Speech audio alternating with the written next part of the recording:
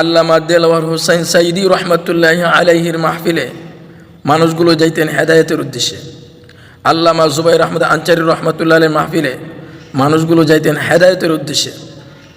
আর বর্তমানে মানুষগুলো ওয়াজ মাহফিলে যায় নিজের দল ভারী করার জন্য।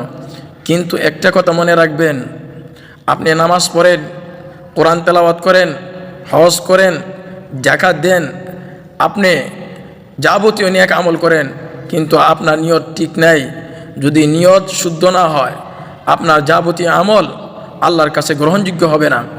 আল্লাহ রাসূল সাল্লাল্লাহু আলাইহি ওয়াসাল্লাম বলছেন, ইন্নামাল আমালু বিন্নিয়াত, সমস্ত আমল নিয়তের উপর নির্ভরশীল।